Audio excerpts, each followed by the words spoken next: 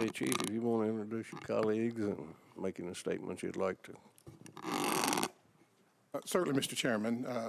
Beside me, our Finance Manager, Samir Mehik, our Assistant Finance Manager, Kathy Kirkham, and certainly thank you, Chairman Pardue, Chairman Cooper, for allowing us to be here tonight. My privilege to represent the nearly 2,000 men and women of the Metropolitan Nashville Police Department in this evening's budget discussions. I want to express my appreciation for all of this body, for all their support for public safety. And I think we can all agree that maintaining public safety is a priority in this city. And with your help, we are keeping pace with attrition. We're authorized 1,440 officers. Right now, we have 1,396 on board as of today. Well, we got 46 in the academy that will graduate next week, and then we'll be starting another class after the first of the fiscal year. And certainly, we continue to seek the best and brightest young men and women to be Nashville police officers. And beginning this week, you're going to see billboards across the city emphasizing that we're hiring. We're always hiring. And the diverse group of officers pictured on the billboards is indicative that all are invited to apply. But we need your help too. And when you meet with persons, let them know that this police department is hiring and that our city needs outstanding men and women to join the ranks. I share that message on a daily basis. I'm at Kroger, Home Depot, Lowe's, Sam's, Costco. I approach a lot of the people at the cash registers because they're college students working their way through, and we find some people interested. One young lady I approached last week, she was reluctant when I gave her my card with the application information, but after we talked a moment, she said, could I have one for my husband too? So if you don't ask, you don't know whether they might be interested. So please ask people. And certainly, I neglected to talk about the leadership sitting in the back of the room, our precinct commanders and our other leaders in the departments. They are constantly looking for people because it's in their best interest to have competent, qualified people working for them as they carry out their responsibilities for each of the component they're assigned to in the police department. And certainly, last year we attended about 2,300 community meetings collectively, and that's a message at our community meetings also. And we've got to be serious about recruiting police officers because as Nashville continues to grow, we're going to need more police officers. You know, the figure that I hear daily is 80 to 100 people a day moving into Nashville. And if you just take about 2/3 of that, that's more than 20,000 people a year that's settling here. So we're going to be over 1 million in a few years. And all of the government, and certainly the police department, needs to keep pace with that growth. As you've seen before you, Mayor Berry is proposing a $4 million budget improvement for our department. And the bulk of that will go to the proposed 70 new police officers. And 48 of those police officers would be distributed in your districts across the 8 precincts. What we propose to do is 2 police officers on each of the details. You got 8 precincts, 3 shifts, 3 details. We will put 2 additional police officers on each of those details. Our response time is falling off. The reason for that is varied. You know, we track it very closely. We know when the call comes in. We know when the call gets dispatched. We know when the officer arrives. And we know when the call is completed. And looking at those figures, we see that from the time the call is dispatched to arrival, that response time is increasing. We're in traffic like everybody else. So that's an issue. And as our job has grown more complicated, our officers are spending more time on the call to take care of matters. And it's not a criticism. They're doing what we want them to do. But as they take longer on the calls, that means that they're not available to take the next call. So we think that's critical in keeping up with what we do. And then 22 of those would be to start walking details. And we would pick out places in Nashville and staff them with officers on foot in the neighborhoods. And the budget recommended by Mayor Berry also includes an increase in our special events. I think you know that as we have special events here in Nashville, and there's always 2 or 3 every weekend of some sort. And then we've got the major things, you know, like the Titans football games, the Christmas parade, the 4th of July, the CMA. So all of that would impact the service in your districts if we did not staff that on officers off duty. That keeps the officers in the field, and then it keeps us at a staffing level, and then we're operating under what I call the new normal. Things being what they are across the world, we have increased our staffing and our safety procedures and precautions as we've gone forward. So we've been very successful so far, and we want to be able to maintain that success and that safety. Briefly about the in-car cameras and body cameras, Mayor Berry's budget proposes $15 million. We're looking at that as we speak. Obviously, we won't have the full, complete program like we proposed earlier, but this is a start, and we think that we can get cameras on every officer and in every car for that $15 million. Now, we'll have to cut back on some of the things that we initially proposed, and such as storage. We're looking at more like 6 months. I would rather have it at 3 years. There's some things we have to keep indefinitely, but I really don't want to be in a position where somebody files a complaint and it was 2.5 years ago and we can't pull up the footage. That puts us at a handicap. But obviously the storage component of the body camera program is the most expensive part. And so we'll be scaling that back to something that will fit within the budget, the proposed budget, assuming that you approved it. I think this next fiscal year is going to be challenging for all of us, for the police department, for all the departments. But we look forward to working with you and meeting those challenges. And so with that said, certainly pleased to answer any questions or enter any discussions.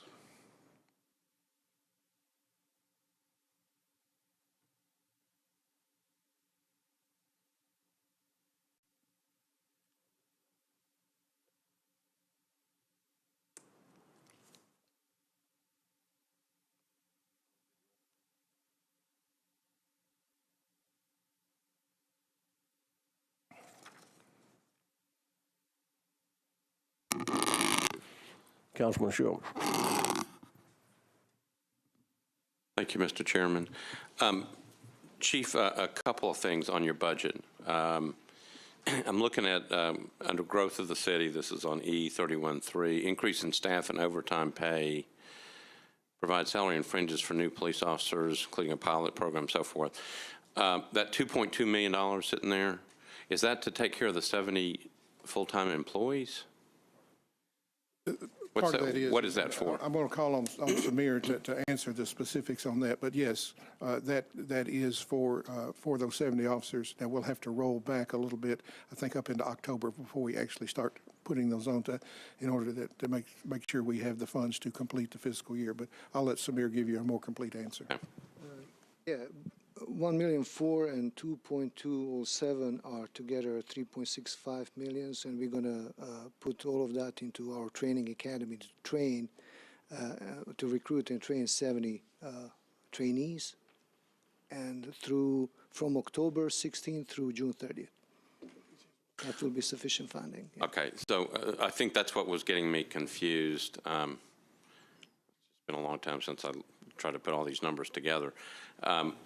The 2.2, if you divide that by 70, equals $31,000, which doesn't take care of salary and fringe. So what you're doing is you're taking the 2.2 and adding it to the 1.4, and that together. So is that how you come up with people's salaries? No, we provided salaries, but this is the funding that was provided to us, and we're going to use this funding to train officers for 8.5 months, providing them salary through the training academy through June 30th. Okay, and that's the reason I asked Samir to give you a more correct answer. In a budgeting issue, we start them out in the academy, so that's where the funds need to go. But we'll have to move them forward in the fiscal year to make sure we have enough to finish the year. But yes, you're correct on your math. Okay, so I'm clear on this. We're going to try to hire 70 new officers. We are.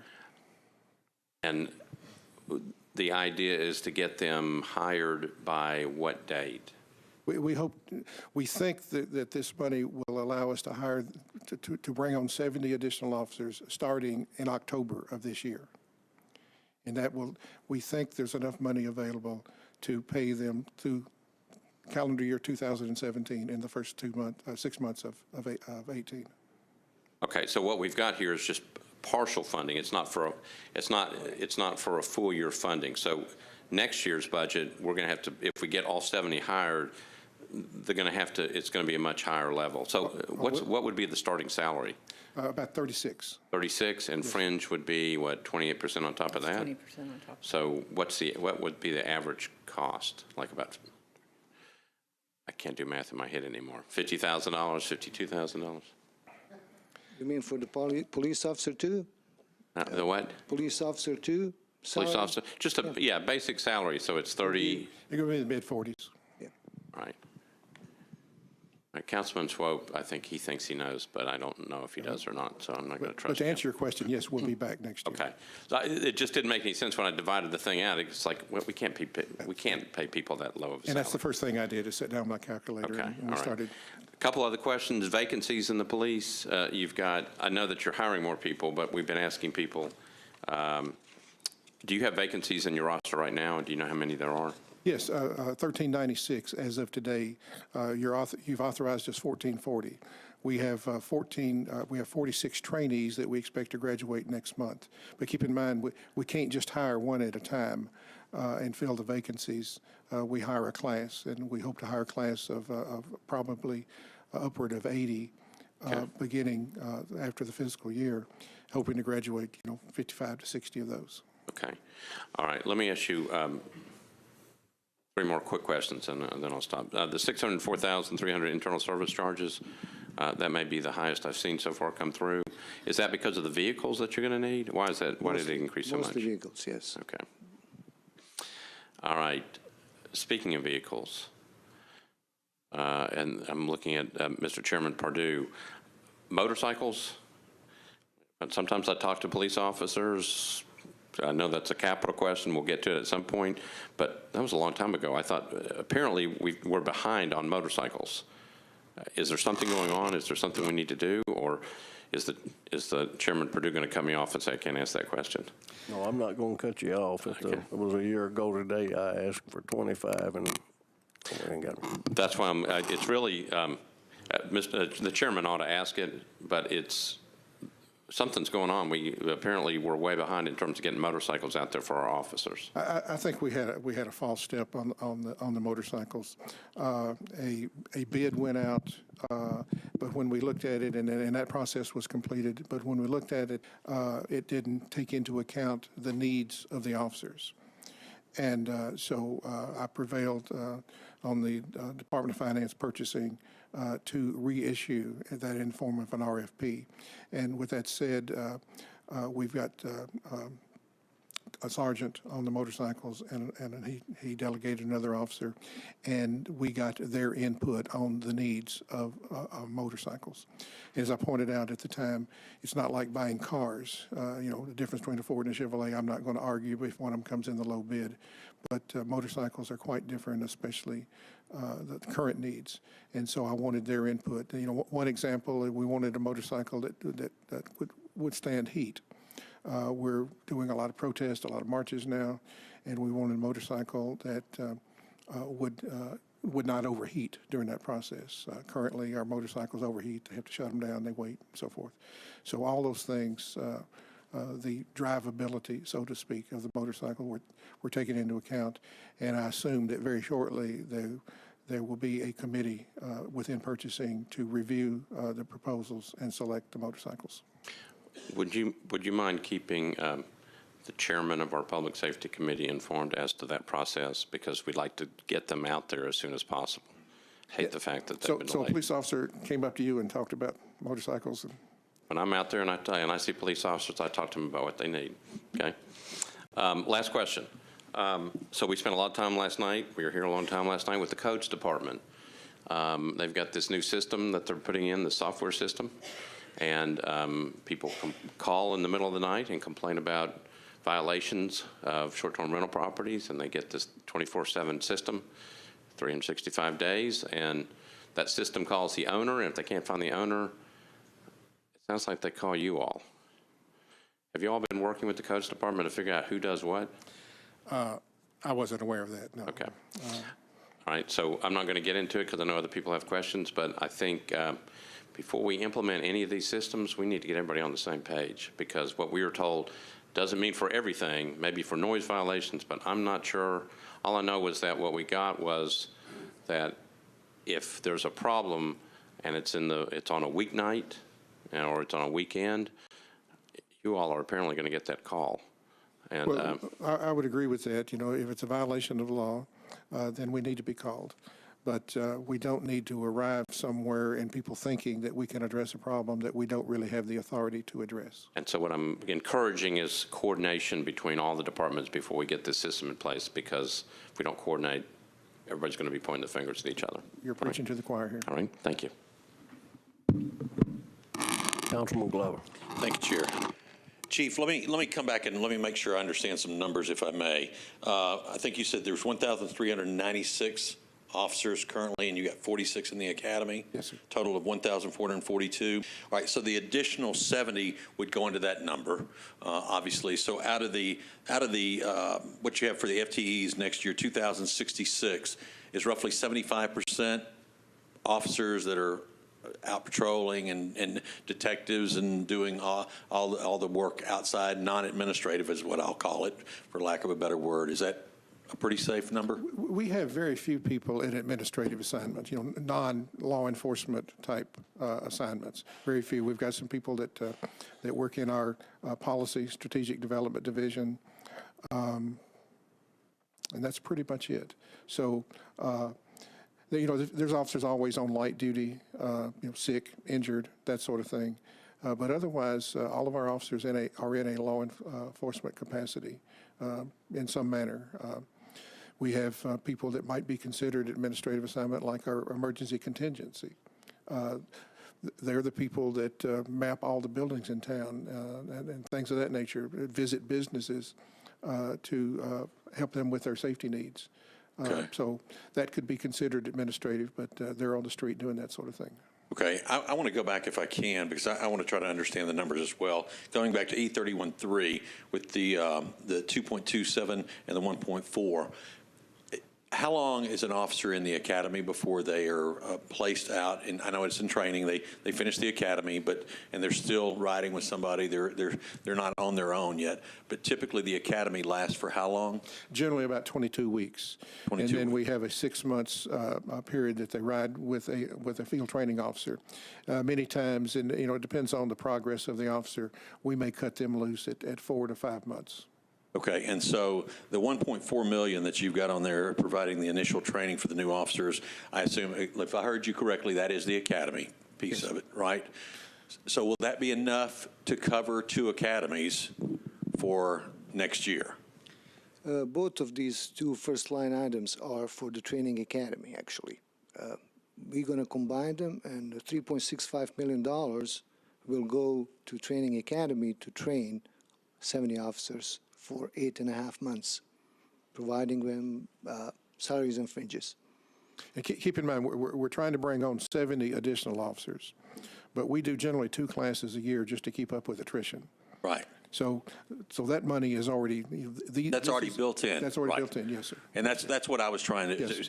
So if you sit down and you calculate it out, you've got about $51,000 in there. That's new money for training new officers, et cetera, is what it looks like when I'm just crunching the numbers back here. If that's the case, that would take them through the 2 or 3 months of this calendar year and 6 months of 18. Right. So if you're going to start the academy in October and it's going to go basically, you're going to have about 1.5 trainings, perhaps. That's why we slid it forward, yes, sir. Okay. All right. And then the last year, I know we looked at the overtime increase for you guys to do the operations downtown with the special events, all the various things that we've got going on in our very active downtown. And so I was trying to understand or trying to look at the 325. I assume that's over and above what we added last year for special events. Yes, sir. And what will this 325 accomplish, do you think? Well, it will bring us further down the road in making sure that we can fund all of those events. We've had to reach into some attrition money this year to make sure that they're funded. Okay, so now that you've had a lot of the history with all of the events that we, throughout the summer and all the things that we're doing, that hopefully then this 325 kind of gets you to where you guys need to be to take care of, maybe? It will get us closer to where we need to be. Okay. And then give me an idea as far as what you think on the response time, what you think it's going to do. When I sit there and I look and we say 2 additional officers per precinct, and I guess that's per shift, correct? Yes, sir. Okay. Candidly and selfishly, with the way we're growing, that doesn't sound like a lot to me. It is not. Relatively speaking, it is not. But we've got to add gradually. I can't come in and say, you know, we need 500 more officers. But candidly and doing the math, our officers work about 4 days a week. By the time you back out, we're scheduled 260 days a year. And then when you back out the vacation time, the holidays, the training time, military leave, sick leave, injured on duty leave, and so forth, we get down to somewhere between 205 to 210 per year. So what that gets us is those 2 officers. That would mean 1 additional officer that 4 days a week would get us 1 additional officer for 4 days of the week, 1 additional officer for the next 3 days of the week, and then on 1 day of the week there'd be two additional officers on that detail. Okay. And so what do you think that will do in each one of the precincts with regards to response times? Well, I think it will.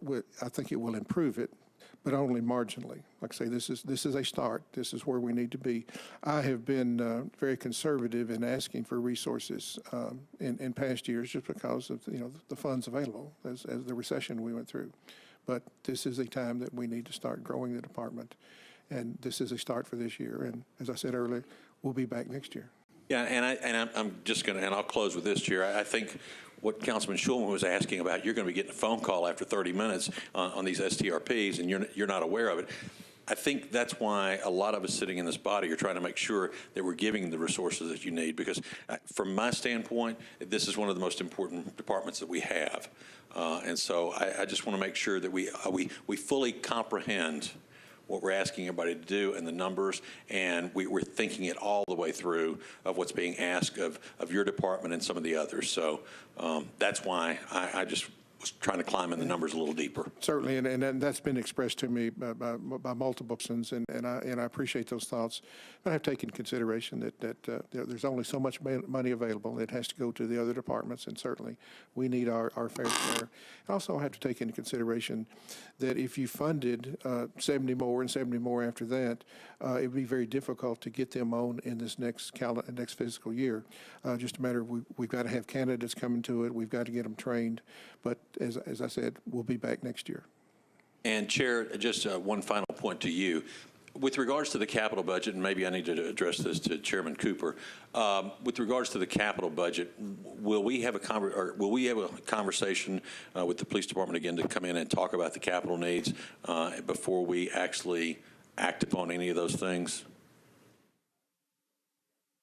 Okay. Yeah, okay. I think that's that's going to be a key issue in the capital budget this coming year. And so I would appreciate it if we could have that conversation going forward. I would welcome that opportunity. Okay, thank you, Chair. Thank you. Council Lady Hurt. Thank you, Chair. I have about 3 questions, and I wanted to ask, you had mentioned the body cameras. Can footage on body cameras be edited? Well, certainly, any video can be edited.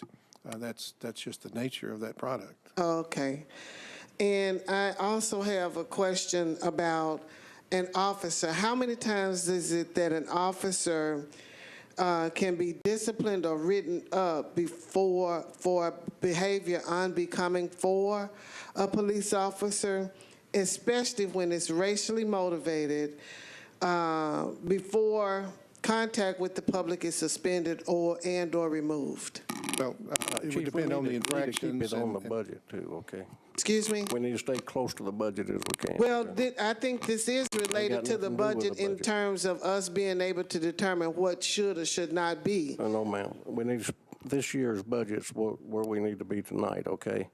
I don't mind you asking the questions if we can move along. And I think they're all connected, with all due respect, Chair, I do. I think it's all a connection. Well, I understand, Chief. If you want to answer it, you can. Well, certainly, as I was saying, that it depends on the nature of the infractions and the severity of them and the number of them. But keep in mind, we have very strict rules that we have to operate under. We can't just terminate someone because we think it's the best thing to do. There has to be violations. Those violations has to be sustained. We have to have a hearing in front of an administrative law judge. And then that goes to the Civil Service Commission. So very often, our suspensions, our demotions, our terminations are reversed. So we have rules that we have to live by also. When you're a civil service employee, the court gives you property rights. And Right. to take those rights away, you have to sustain everything. And so even when they're sustained, the penalties are often lowered. Persons we terminate, for example, may be reduced to a suspension and brought back.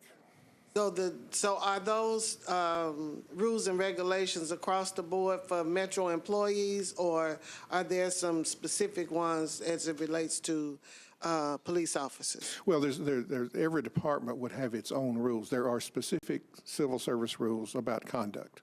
And those are found in the civil service rules, and they're on the intranet for anyone to look at.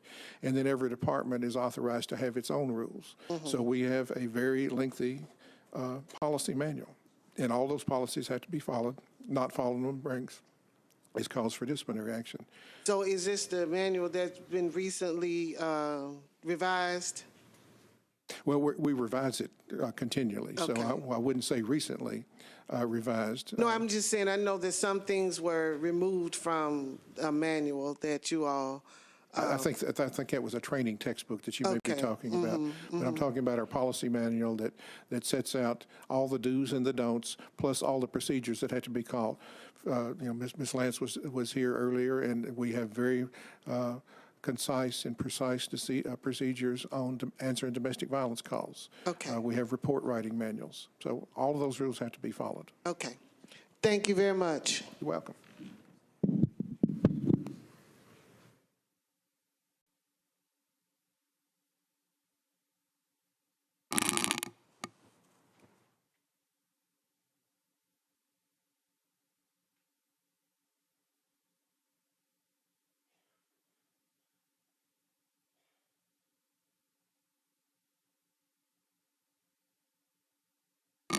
Councilman Glover, did he leave? Oh, okay.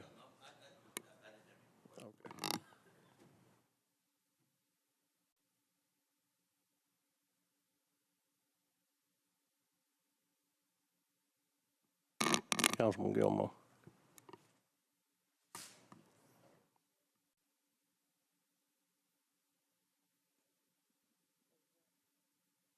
Are you on now?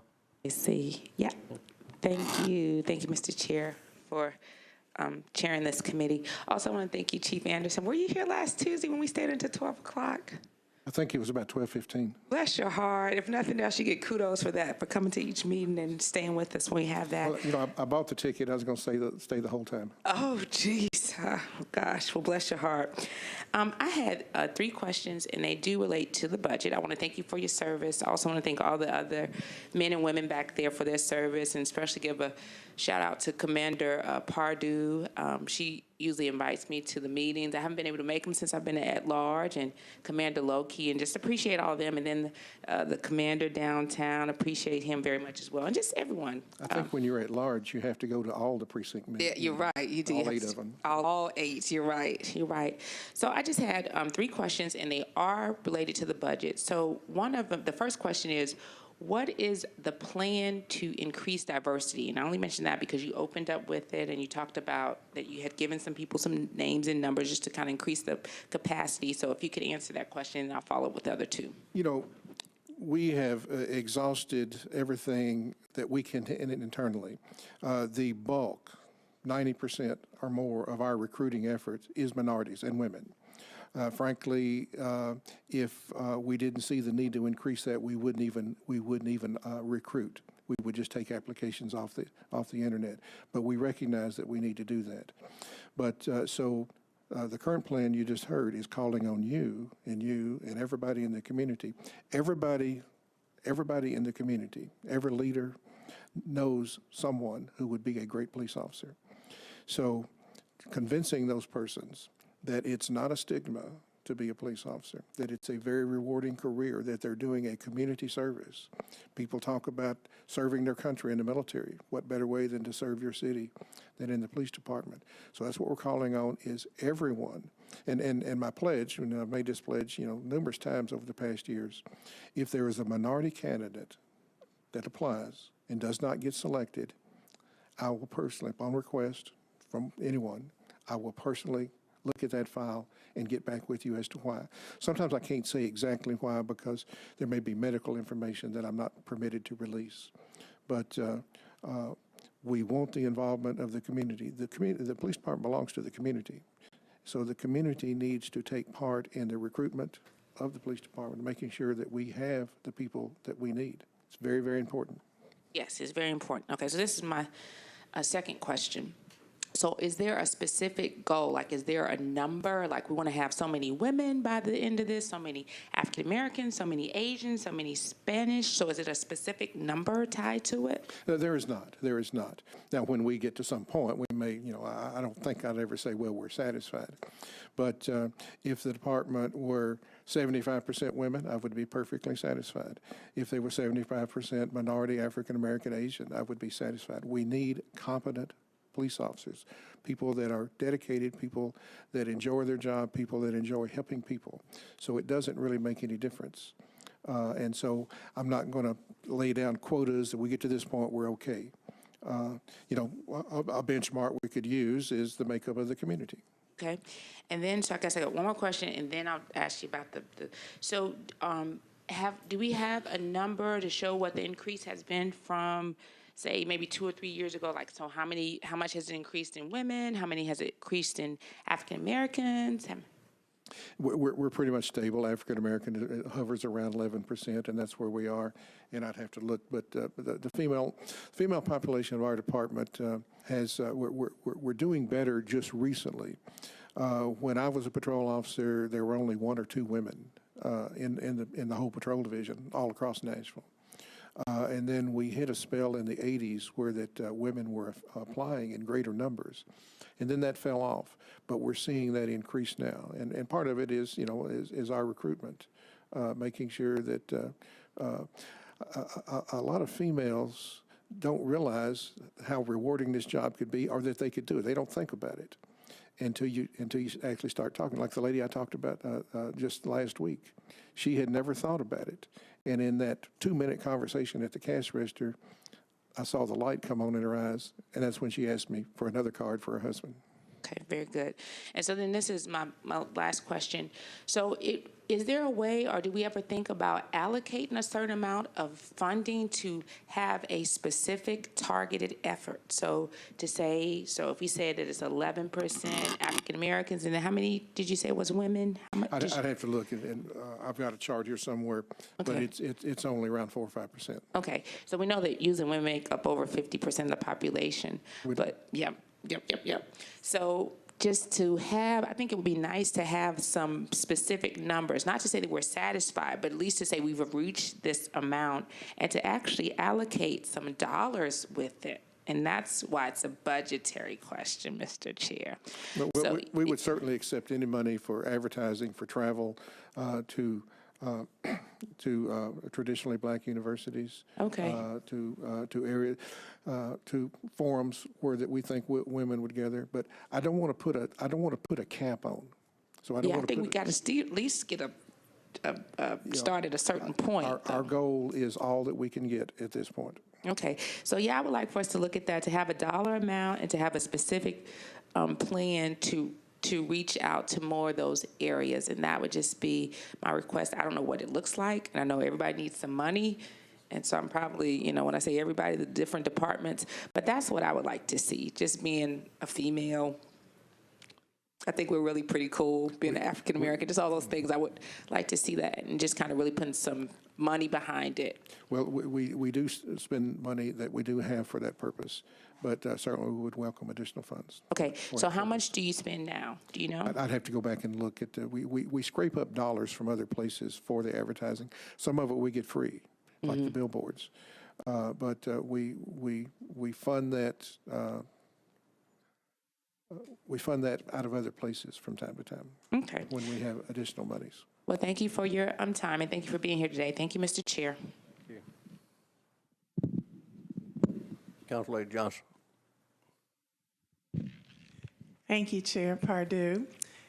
It's great to see you, Chief, and you're doing an excellent job. I do want to give a shout out to my area commanders, Commander Brandy Moore and Commander Tricky. They are super awesome, and our community loves them. They're very responsive. All of the officers that work our area, we thank them for their service and appreciate them.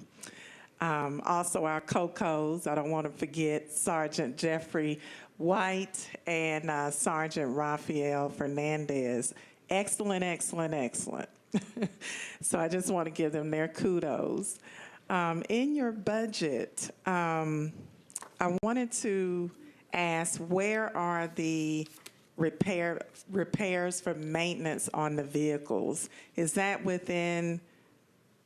paid for with the internal service fees or the repairs and maintenance services? That would be within the general services budget. See, our cars are issued and maintained by the Department of General Services. So, and this is from talking to officers in my area. They wanted me to ask these questions, so I apologize. But many of them were talking about the body cameras, but they said one of the things we would love for you to focus on as a council is addressing the maintenance issues with cars. In fact, one of the officers I was speaking with the other night, the check engine light was on the car. Many of them have that issue. There are a couple that have broken down. So we don't want our officers not being in vehicles or have equipment that's dependable. And so how many vehicles do we have in the fleet that are set for replacement? I would have to get you that figure, but to comment on your question and discuss, yes, Department of General Services is taxed with the fleet management, with taking care of all these buildings. They have a very large job. There has been some issues over at Fleet in that they just did not have the personnel available. And I think at one point they were even farming out some of the work to some of the private companies. But they do a very good job with the resources they have. That said, my view is that we do need more cars within the department. It's more economical to issue one car per officer. That way we know who has that car, who's taking care of it. If a vehicle is used by 2 or 3 officers, there's not the accountability that we need or want. Plus the car gets used up a lot faster. So that's one thing that I would push for, because keeping those cars in warranty and in maintenance will prevent the problems like you're talking about, and replacing them on a regular schedule. And I think the problem that General Services has is buying a fleet of cars and then not having the money available when those cars need to be replaced, and we're running them past we're running them, when you get past 100,000 miles, then you start running into maintenance issues, and it's a false economy sometimes to try to keep repairing them as opposed to replacing them. And plus you lose the resale value. But it's a matter of funding. Okay, well, that's obviously an issue. It is. And we want to help in some way. One of the officers I was specifically talking with was very tall, and the vehicle that he was in, he barely, and I don't want to say negative things because I want to help here, but he was really scrunched in that vehicle. And one of the things he asked me was, do you know when they do replacement vehicles, could they consider getting SUVs for the officers that are tall and, a lot larger than the average? One of the Has things that been a discussion amongst your yes. meetings? One of the things that we advocate is going to at least the mid-size SUVs. Our officers, especially supervisors, have so much equipment that has to be carried. And so what you see in other police departments across the nation is the adopting of those SUV type vehicles for that use. It's, again, our officers, our work is much more complicated, and you have to carry much more equipment with you.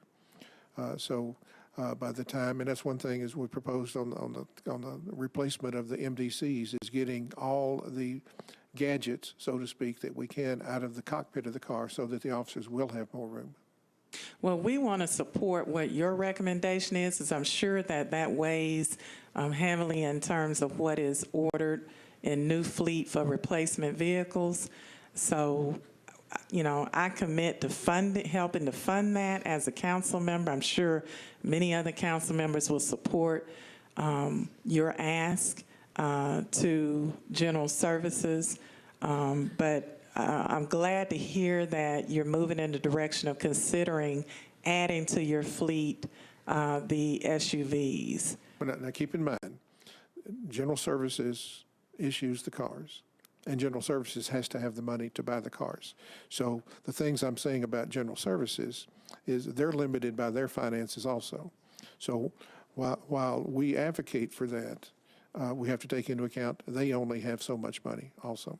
Well, but I'm going to take highly your recommendations that are sent over for them for consideration for funding of new vehicles for replacement ones. So thank you, Chief. Thank you. Also, on the codes violations, we were here late last night, and what we learned from that was that many of your officers are pulled into having to address codes violations.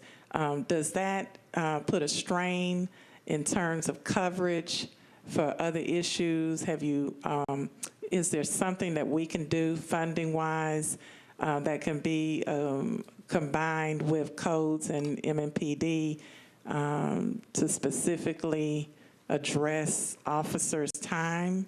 Well, I think one of the issues that at least I'm aware of is the noise complaints, and especially with the short-term rental places. And so we often get those calls there, which takes us away from other things. Other code violations, we just not, one, we wouldn't have the authority to address, and two, the expertise. So I'm not sure that funding us additionally would address the problem as much as funding the codes department. Okay, and in the advertising budget for communications, I noticed that there's a slight increase anticipated for this budget from the last. When you say communications. It's page E31-4.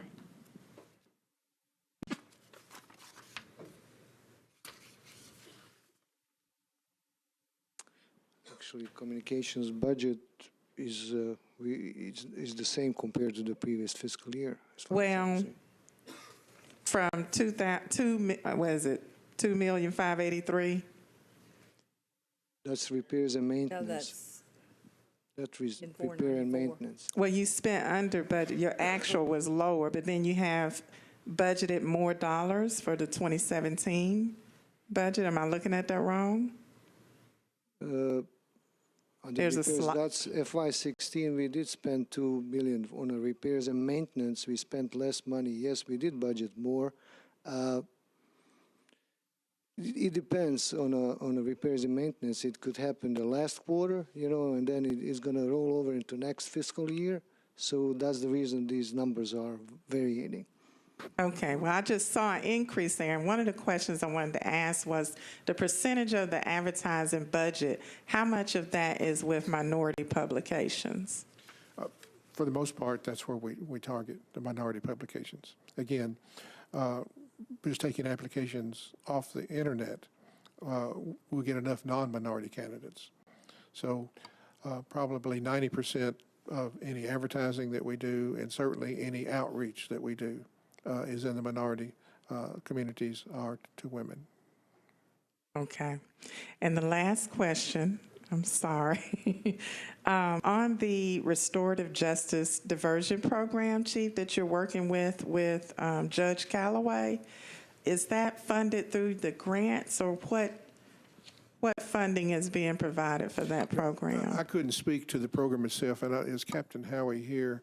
So Captain Howie in our Youth Services Division is working very closely with Judge Callaway, and so our portion of that would be salaries of our officers that participate in that. But as far as the program itself, that would not be within our budget. Okay, so is that grant funded?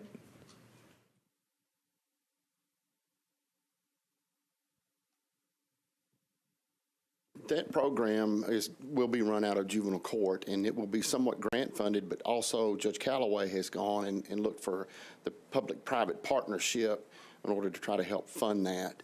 Like the chief said, the involvement of the police department would be much like officers going to court.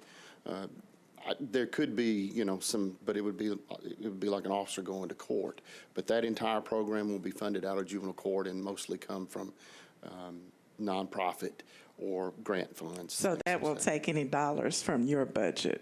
No, ma'am, it should not. Okay, in that arrangement, are the community groups like Gideon's Army and those groups involved in those efforts with you all?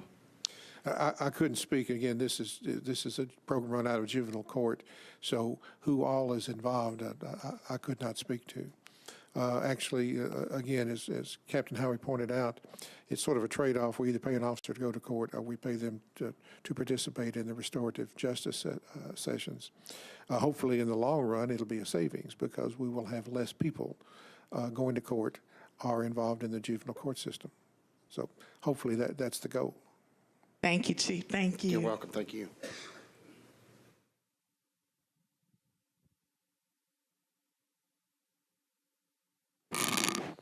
Council Lady Hammond.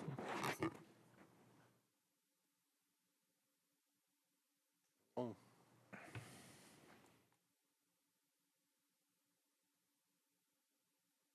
It's locked up again. It won't turn nothing off, Rosa.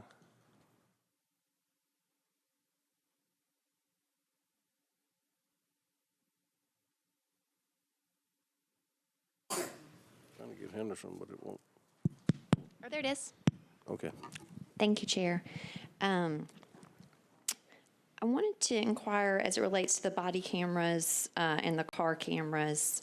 You spoke to the $15 million cost of that and the 6 months of storage. But as it relates to the operational side from a budgetary perspective, what kind of staffing is needed to maintain the cameras, take the cameras in, get the video storage, maintain the video storage, engage with that storage to review the video?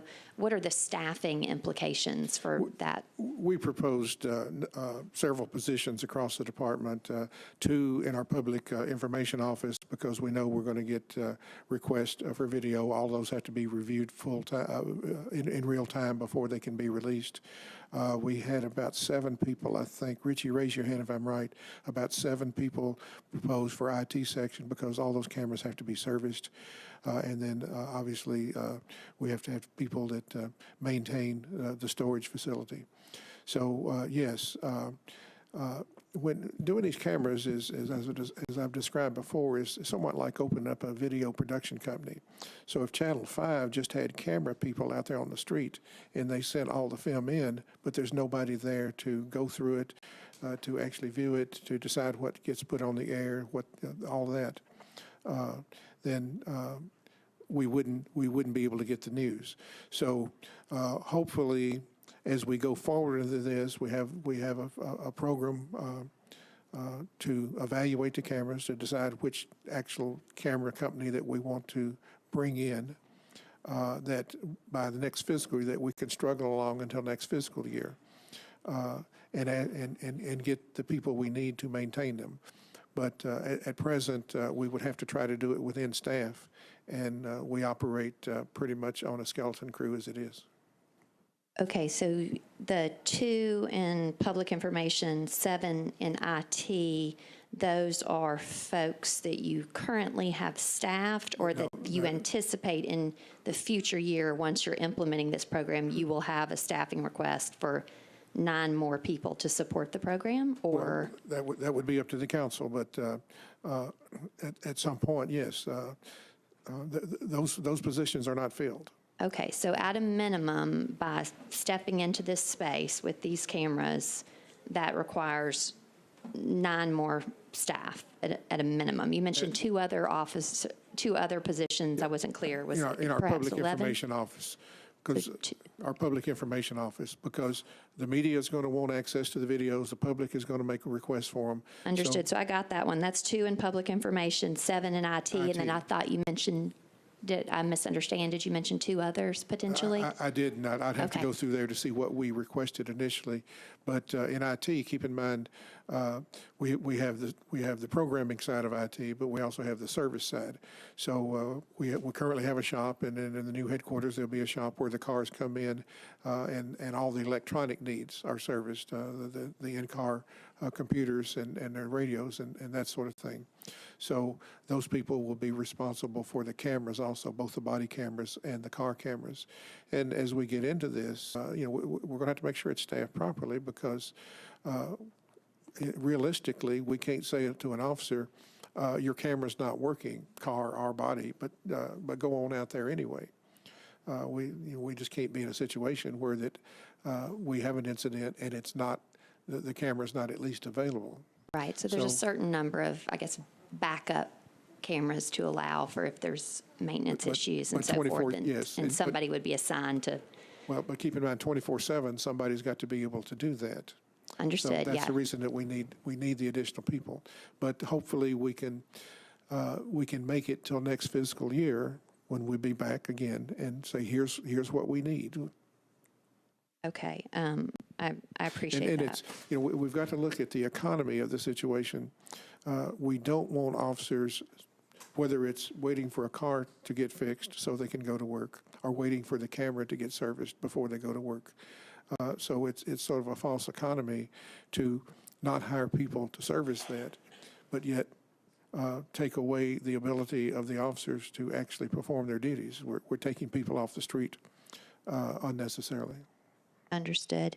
And can you speak to, from a staffing perspective, do you think internal to the force now, in your leadership role and other folks who work on policy, are you, as you decide which cameras to get and so forth, I mean, are you going to already have your policy in place? I mean, I would imagine the training implications and then just the ongoing communication around when you turn your camera on, when you turn your camera off, what is our policy about all this? Like, that seems that would be, there's a lot of front end for that, but then that is like ongoing, right?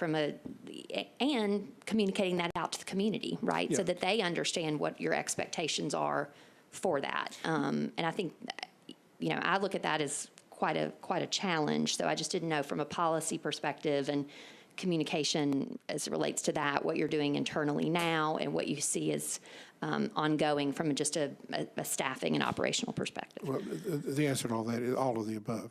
So we've been looking at this for some years, and in a preliminary manner, developing policy. Some small portion of the policy will be dependent on the camera vendor itself, the operation of that particular model. But for the most part, but yes, the answer is there will be policies in place for public view and certainly for our officers before we implement. We intend to do what's called an RFI, request for information. And so Richie Vaughn back there, IT director, is in the process of wrapping that up. I think he got it completed pretty much today. And then that'll go to purchasing. And then that will invite vendors to come in, bring their wares, and then we'll put them in the field and start evaluating them.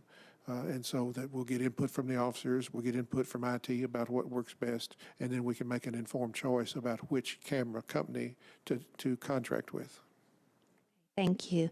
Can you speak to, and I wasn't able to see if there's a particular line item here, but your grant funding, if any, around community safety or communication in the area of, dangers of texting and driving, dangers of speeding, dangers of having an unlocked gun in your home. What do we do as a police force intentionally and proactively to communicate with the community around those safety issues that are under the purview of the police department? Well, I'll check with Samir. I'm not sure that we have any grant funds that specifically address that. We do get grant funds from the Governor's Office of Highway Safety for specifically DUI and a few other things. But the education on that, we consider that part of our responsibility. So we partner very closely with Mothers with Drunk Driving, all sorts of safety messages there. Our community coordinators, which were talked about earlier, are constantly messaging those things. From time to time, we have available gun locks that we give out to people so that they can secure their weapons in their homes so that children or others won't get a hold of them.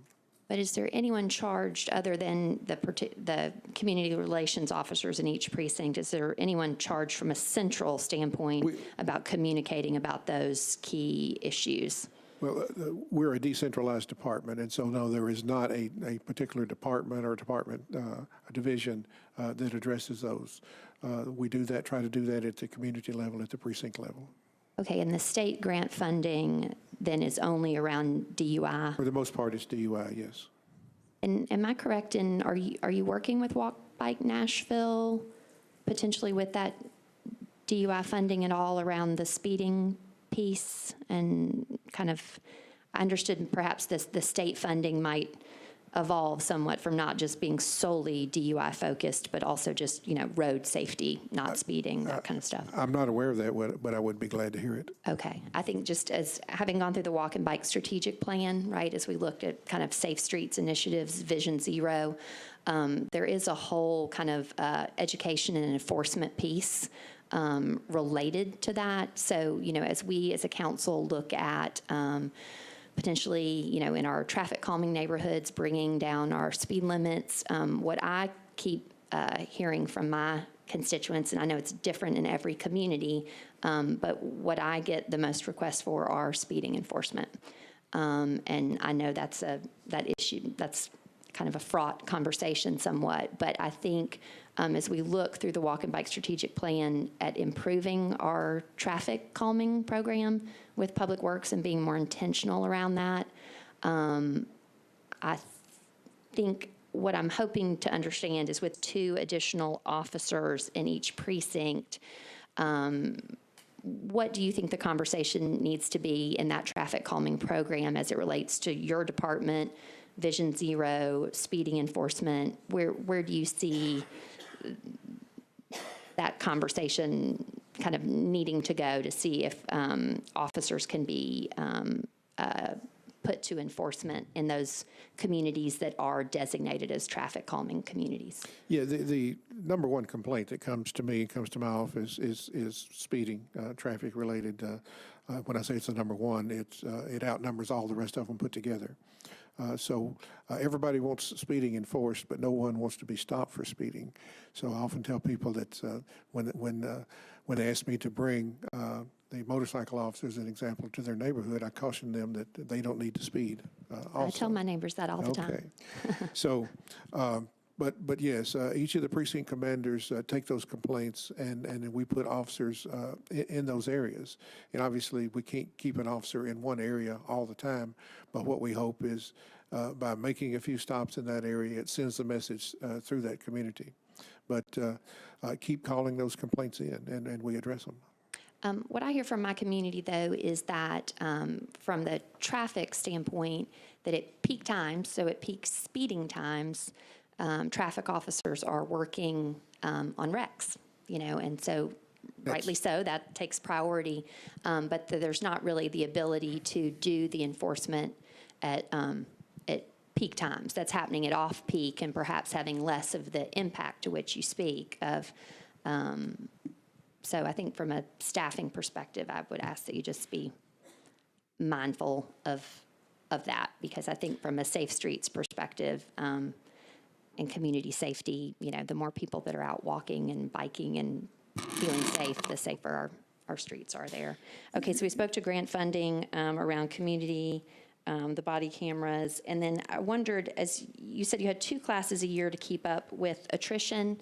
Can you share comparatively to other cities what our attrition rate looks like? It's about average, across the board, and at least the major cities that I communicate with. And a lot of it is a generational thing. We have officers walking in the door that's been here 2, 3, 5 years, and they say, I love this job, but now I want to do something else. So in times past, back in the 80s when I looked at it, our attrition rate was maybe 35 a year, and that counted terminations and retirements and so forth. But now it's much greater. We have people are more mobile.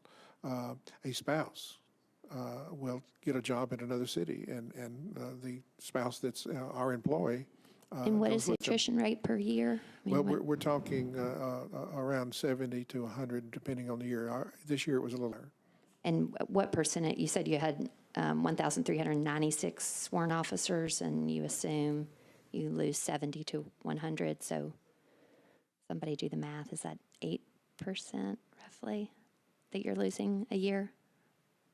No, we're going to lose about 60, 70 to up to 100, not quite 100 a year. So the 2 classes. I was just wondering what percentage of your force that was. Well, that would be 13%. Okay. So we have a constant turnover, and we obviously encourage people to stay, but when people have other opportunities, both money-wise and just job satisfaction-wise. I appreciate that. Last question back on grants. I apologize. One piece I left out. On E31.3, grants and special revenue adjustment, you show 593.7 in the negative. Are we just moving things around? What's happening there? Yeah, exactly. Those are the baseline budget adjustments for the grants that are already spent, so we are adjusting the budgets. Okay, thank you. And I think I did the math backwards. It's not 13%. It would be more like 7 or 8%. 7 or 8? Yeah. Okay, that's. Councilman Hager. Budget. Come on, boy. You're squeezing the microphone too hard, Councilman. That's maybe what it is. Getting tired. No.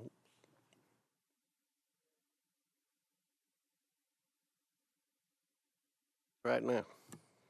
I think you can hear me now. Yeah, but you really don't need a mic. Come on. That's probably true. Chief, thanks for being here. Appreciate it. Just a couple of questions real quick, and it goes back. As I understand, you start new officers out at $36,000 a year. Is that correct? Yes, sir. Okay.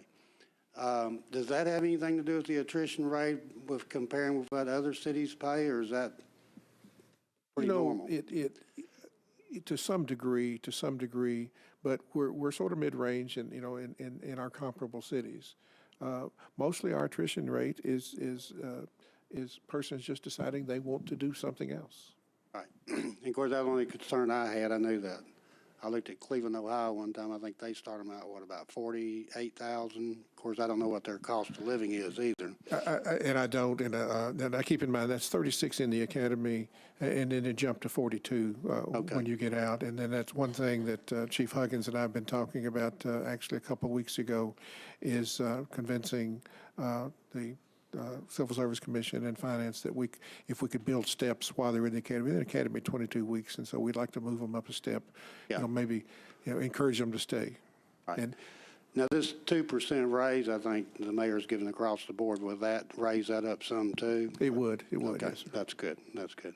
The other thing I was going to ask you about, I know last year we talked about the motorcycles that Councilman Shulman had talked about, and I thought we had set up for 21 to purchase when I talked to Nancy Whittemore about it.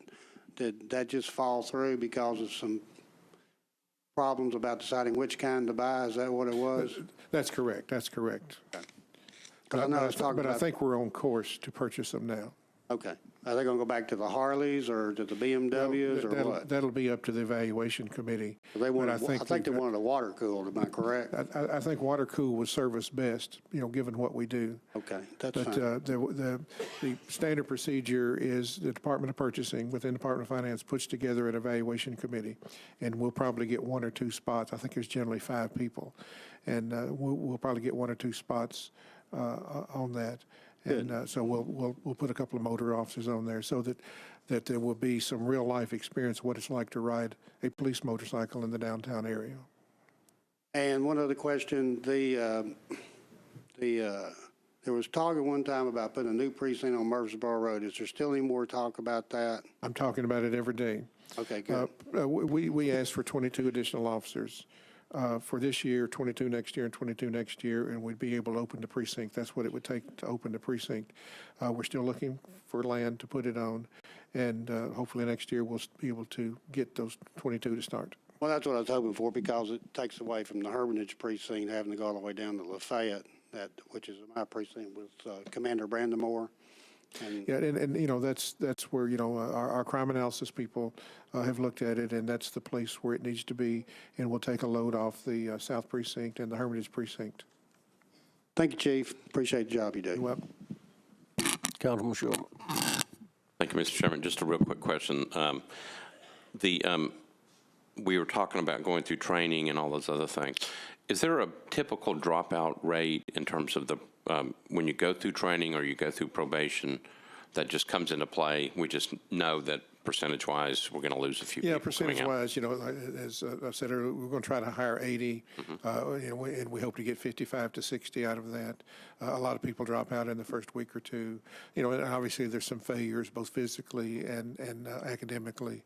If we can get them through the training academy and get them with a field training officer, we lose very few after that. So most of it comes right in the first week of the training. A lot of it comes the first week, and then there's sort of a steady decline. And people decide it's just not what I wanted to do. And some of our failures in the academy, academically or physically, some of them, may be an injury. But what I pledge to every class, that if you have given 100%, and if the staff tells me that they think you can get through the next academy, we put them right back into the next academy. Okay. All right. Thank you. Councilman Bernardo. Thank you, Mr.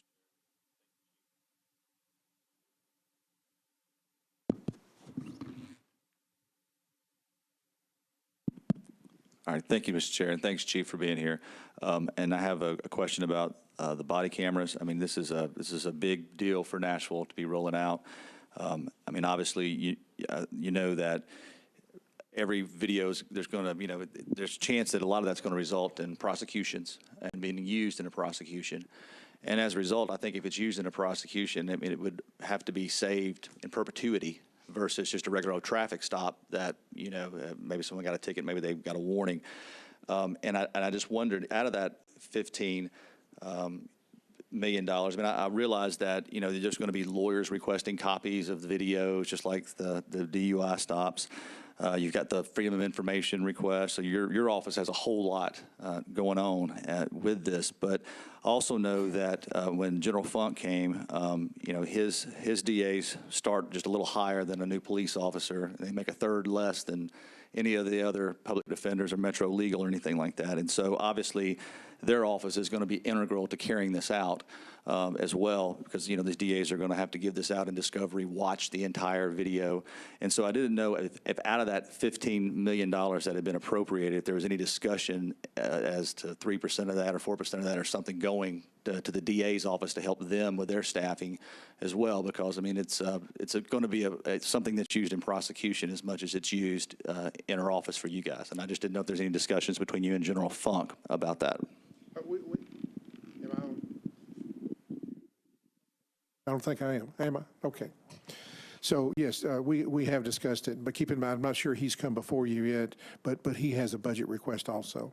But you're exactly right. I've talked to district attorneys, across the nation. Los Angeles Police Department uses a number that they seems to work for them pretty good, that for every 100 cameras you put on the street, that you need an assistant, you need one additional assistant district attorney. Because what they tell me is that before in discovery and before trial, they have to watch every video real time.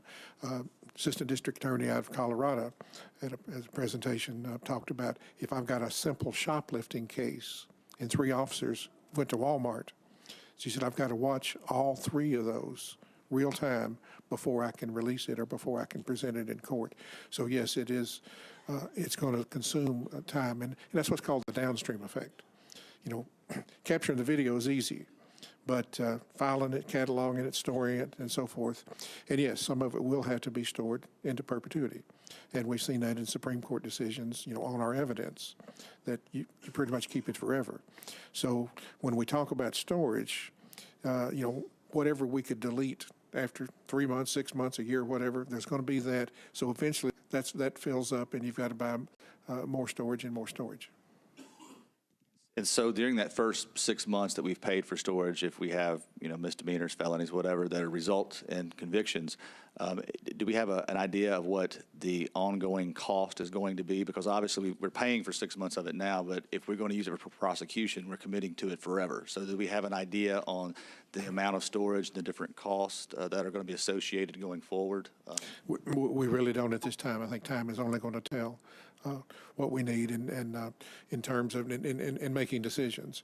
Ideally, I would like to keep everything at least 3 years, but funding is just not available to do that right now. But again, we're going to have keep reserving space as we go forward in the future for those things that are kept forever. Our property room is that gives you an example. We purged items out of the property room, but on the other hand, those capital cases, as an example, that has to be kept forever. So the property room keeps filling up and filling up. And are your officers, my final question, are your officers comfortable at this time? You guys talked a lot about the body cameras. Are they comfortable with the protocol and moving forward and wearing them, or is that something you're still working on? I think we're still working through that, but keep in mind, our officers are pretty much gadget-oriented, and they welcome technology. And I think you had your daughter here with you. She probably already knows more about the iPhone than you and I together. Yeah. Exactly right. Yeah. Thank you very much. You're welcome. Chief said nobody else in the queue. Appreciate you being here. God bless all y'all. Thank you very much.